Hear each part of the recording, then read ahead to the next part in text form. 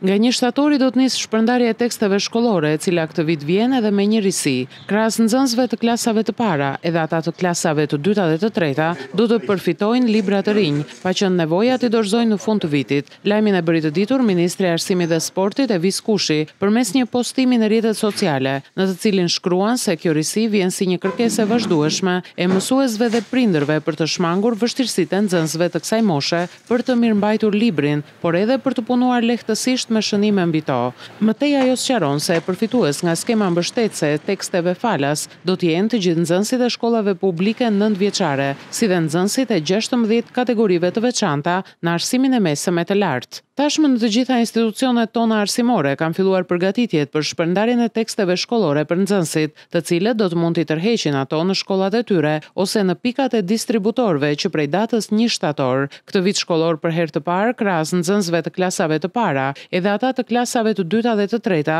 do t'i kenë librat falas me një përdorim, pa qenë nevoja t'i përcjellin te brezi pasardhës. Kjo risi vjen si një kërkesë e vazhdueshme e mësuesve dhe prindërve, duke shmangur vështirësitë e nxënësve të kësaj moshe për të mirëmbajtur librin, por edhe për të punuar lehtësisht me shënime mbi to. Përfitues nga skema mbështetëse e teksteve falas do të jenë të gjithë nxënësit e shkollave publike 9 vjeçare, si dhe nxënësit e 16 kategorive të veçanta në arsimin e mesëm të lartë. Në çdo shkollë do të hartohet një grafik për shpërndarjen e teksteve paradite dhe pasdite, për të cilin mësuesit kujdestar do të informojnë të gjithë prindrit në mënyrë që ky proces të jetë sa më i rregullt dhe i qetë, është shprehur Ministri i Arsimit dhe Sportit.